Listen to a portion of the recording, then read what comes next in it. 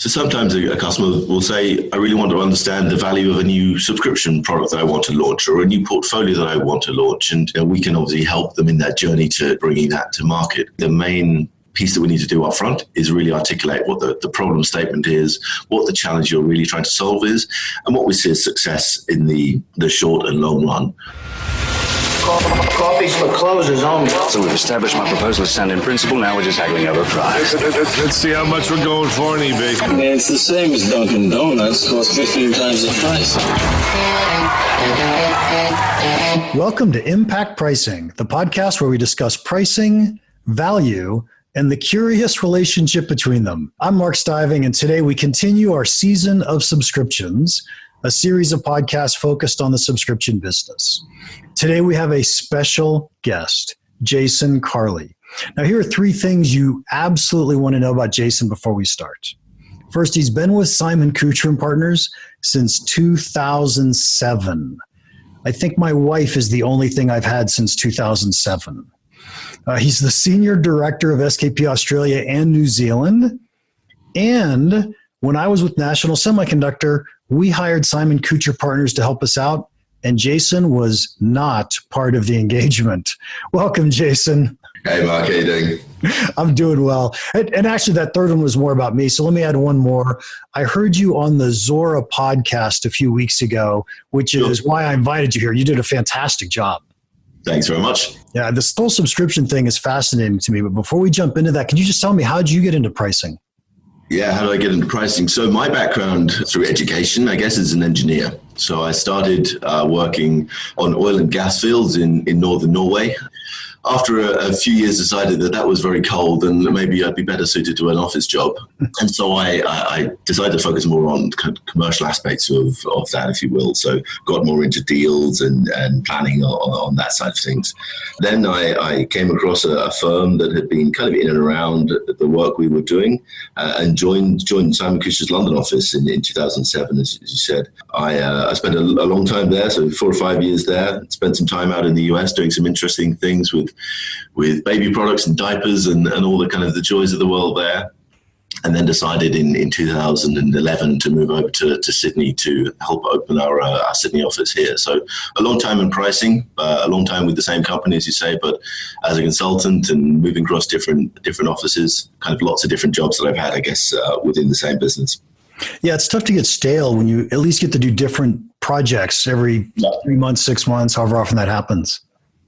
Absolutely, and I think it kind of remains the appeal to me. Yeah. Hey, quick question. What's the accent? Good question. So a hybrid. So I'm Irish by birth. My parents moved over to the UK when I was pretty young.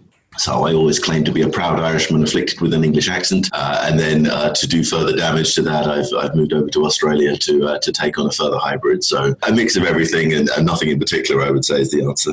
Oh, okay. And so are you partial to Irish whiskeys or Scotch?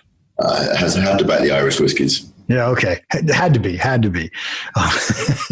Let's talk about subscriptions for a little while. This whole concept of subscriptions seems to be the hottest topic in business models and pricing models.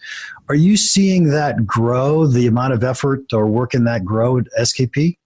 So we are indeed. We're seeing a lot of work in companies that were formerly product businesses moving to a subscription world. So your kind of classic subscriptionization of things. We're also seeing a lot of kind of former subscription businesses, whether you talk about things like gym companies and energy companies and so on, kind of thinking how they need to react in a less of a traditional subscription basis. So we're really seeing, let's say, opportunity at both ends of the scale there. Oh my gosh, so many questions just jumped in my mind with that answer. Let me start with the traditional people. You have this nice triangle that you presented with the Zora webinar, which I loved. And you use customer acquisition, customer retention, and then you say the word monetization. I usually say expansion, but it doesn't matter. It means the same thing. Mm-hmm.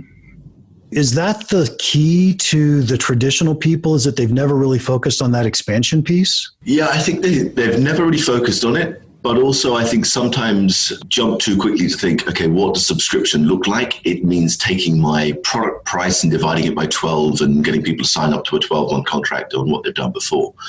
And I think where we enter this kind of new subscription world, there needs to be a new let's say, reflection as to what is value to customer. Jason, let me interrupt for a second because my question was not very clear. That was my fault. Oh, I meant the traditional subscription company, so a gym or something like that. Is it the monetization expansion piece that you focus on there?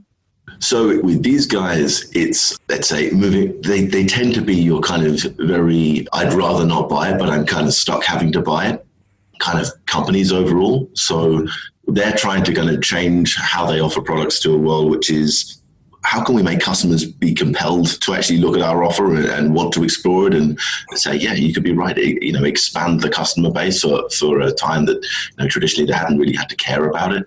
So yeah, they are struggling with this. Yeah, I don't know if what it's like in Australia and New Zealand, but here you just described the cable companies. Absolutely. That's exactly what I'm talking about. The kind of the big cable companies, the telcos, the energy companies, insurance businesses, things like that have kind of feel that, gosh, this isn't quite the same world anymore. And everybody else seems to be getting a lot of praise for their subscription model. We've been doing this for the last 50 years or so, and we seem to be beaten up in the press every day about it. So they're having to kind of reevaluate what they offer and how they offer value. It's almost like they were forced into a subscription model, but it isn't really a business the way that you see startups and companies going subscription nowadays. I think you see those kind of, let's call it the startups of the world, are trying to solve customer challenges, trying to solve for the pain points that either a customer has never had solved for them before, or even a customer or potential customer has had created by some of the traditional businesses. So they're kind of able to go to market with a really positive value proposition, right? Come to us, we've de-risked it, we'll offer you increasing value over time, there's more flexibility, et cetera, et cetera. Whereas the others have kind of traditionally come to the market with, hey, we're really big, we've got huge balance of power versus you as the small consumer, and you don't really have a choice. And so that's kind of where we're kind of seeing that difference from, two subscription businesses, but just going to market in a very different way. Yeah. I think the much more fun topic, I wanted to hit that one first, but the more fun topic is the traditional product businesses or on-premises software companies that suddenly say, oh my gosh, we need to go subscription. Mm-hmm. First off, why are they doing that? On-prem software, I get. What about the hardware companies? Yeah, I think a lot of it is looking at their own, let's say, valuation as a company. They're looking at how they can tie in customers for the longer term and try to avoid, let's say, companies or customers, having to reconsider who they purchase a piece of hardware from every 3 to 5 years. So I've, replaced my fridge, or I've replaced my server, whatever else it might be. How can I move beyond that? I walk into the hardware store and reconsider. How can I take that decision out of that customer's hand?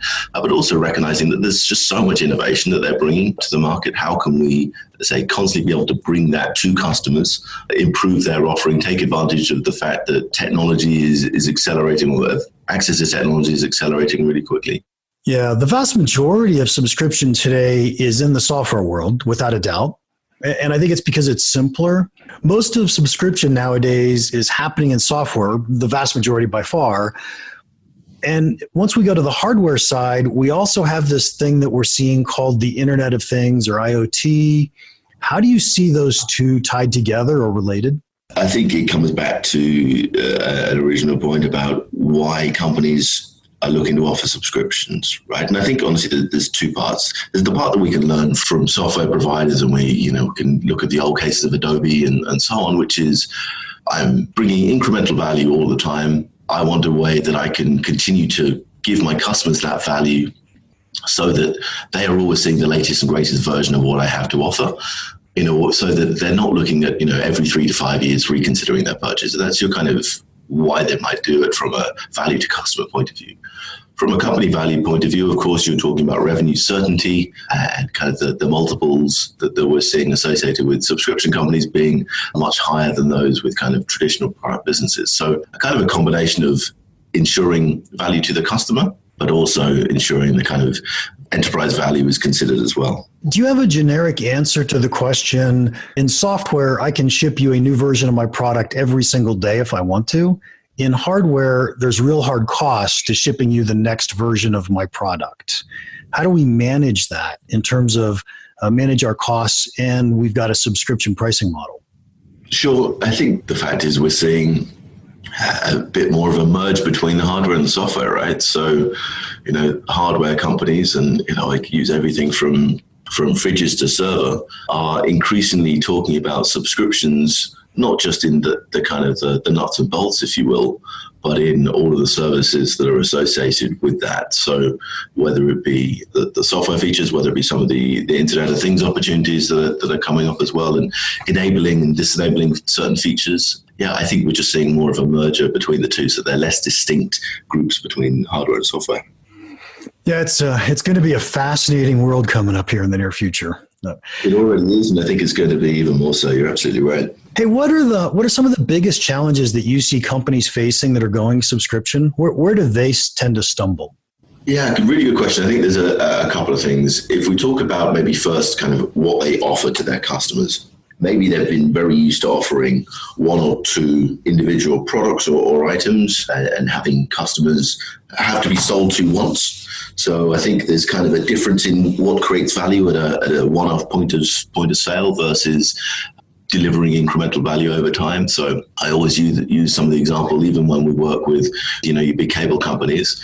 Everybody says they just want to subscribe to the sports channels, but actually what delivers them value is being able to see Real Housewives of wherever on a Tuesday evening, right? So people don't admit to that, but that's what gives them utility as part of the overall offer. So we have to find those things that people don't see up front and don't necessarily even admit to, don't recognize that they're seeing value from. But those are some of the things that we have to help our businesses as they move to kind of a value selling approach.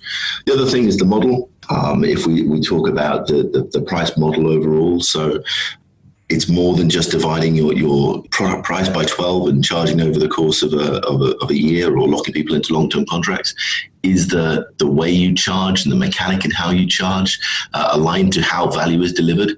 That might be as simple as number of seats, or it might be as complex as a power output generated by a wind turbine, or whatever else it might be. But really, are we considering different price models that better align with the type of subscription you're providing? And then finally, it's the price level. It's kind of easier if you were to, have an individual product that you need to kind of get your pricing right for, and then every year or every 5 years you have a new version and we increment the price a bit, or whatever else it is. When you're constantly adding value or regularly adding value, how you manage prices over time is also a bit of a challenge. Balancing how you increment your pricing for the extra value you deliver.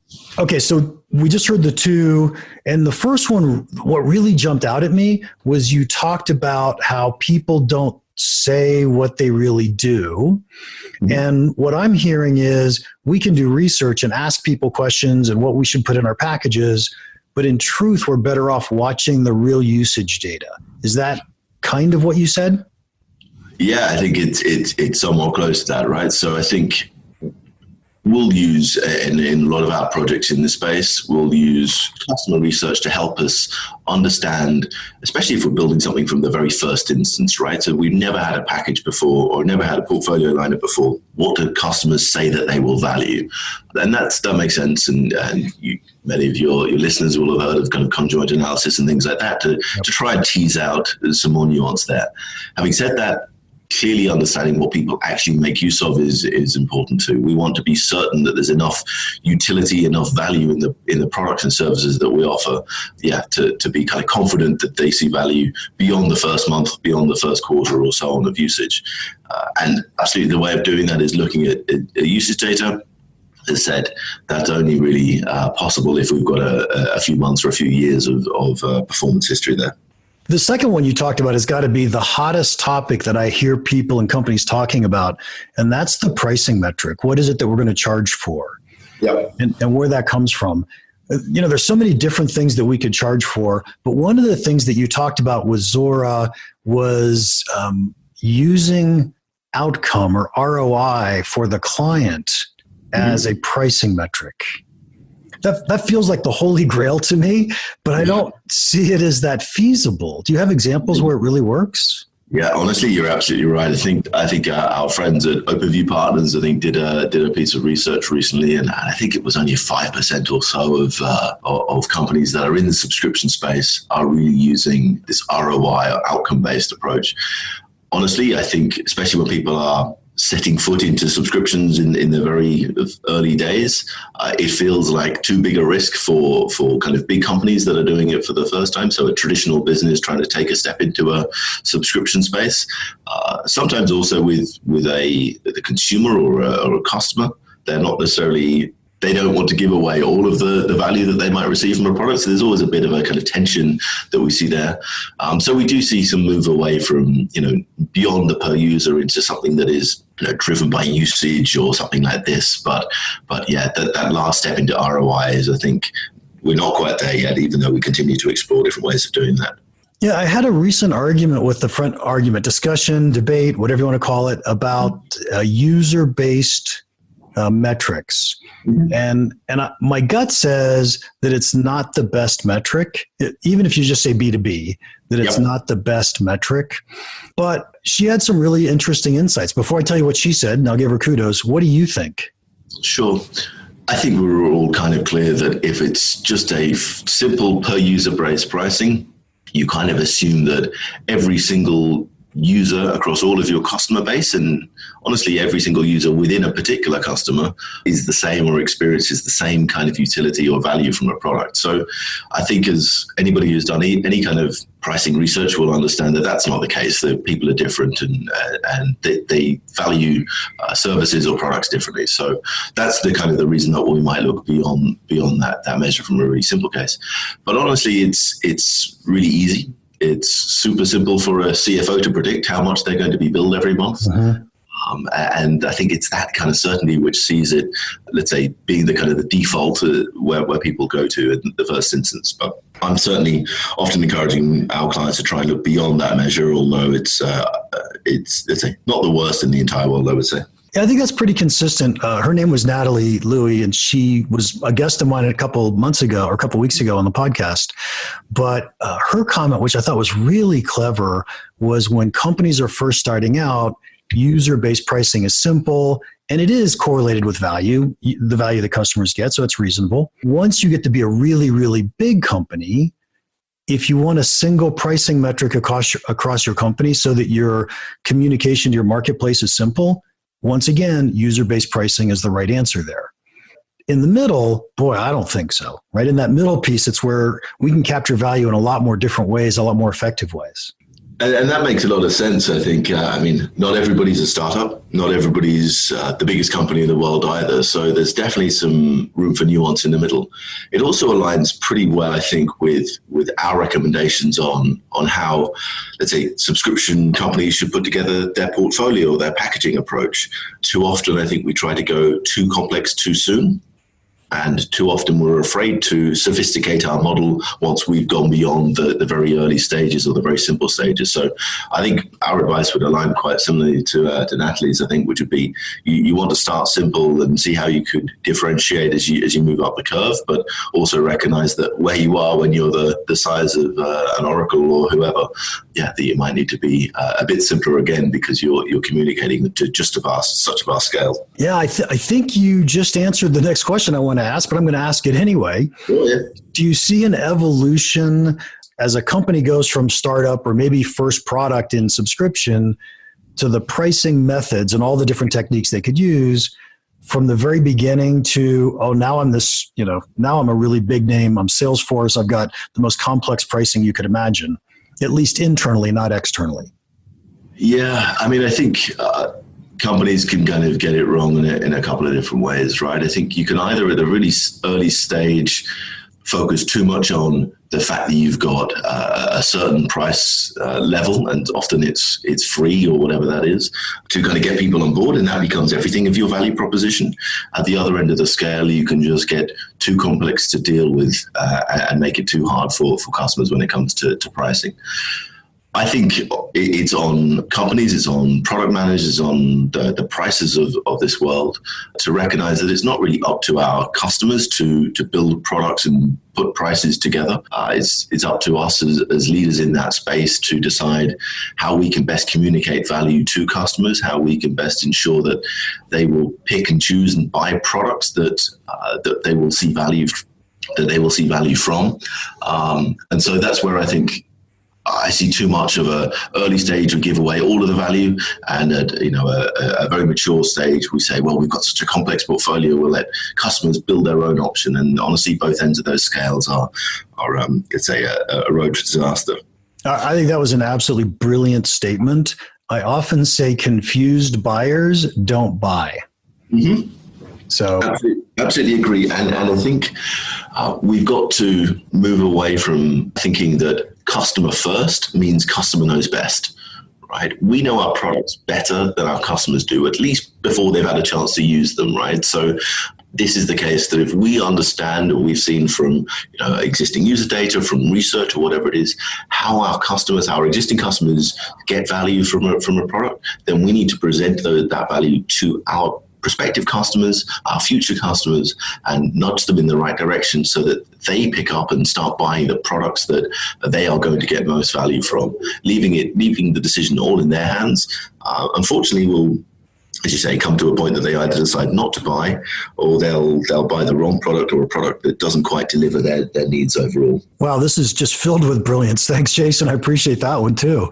Hey, quick advertisement for you guys. I have a big company. I want to hire you guys to do a pricing job. What's the beginning of an engagement look like? So the beginning of an engagement is that we sit and talk and understand what your problem really is. I think oftentimes companies don't necessarily understand what problem they have to solve, but they recognize that there might be opportunity somewhere. So sometimes a customer will say, I really want to understand the value of a new subscription product that I want to launch, or a new portfolio that I want to launch. And we can obviously help them in that journey to bringing that to market. But really for me, the main piece that we need to do up front is really articulate what the problem statement is, what the challenge you're really trying to solve is, and what we see as success in the short and long run. Without defining those, then any kind of consulting engagement is going to be a search in the dark, which is something that everybody wants to avoid.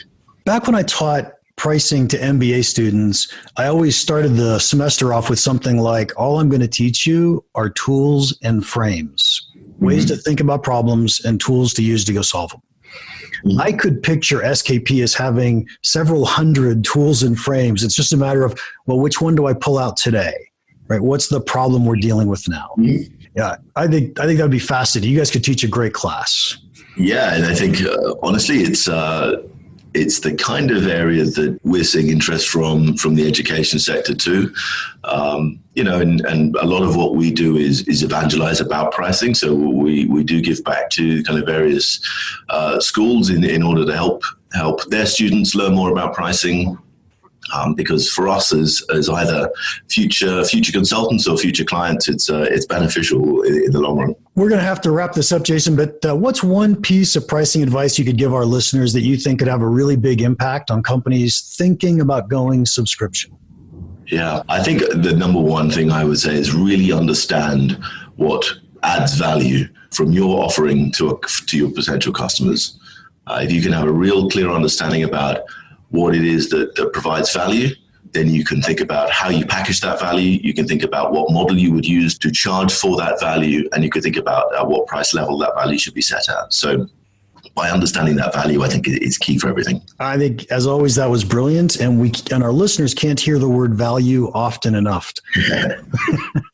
Jason, thank you so much for your time today. If anyone wants to contact you, how can they do that?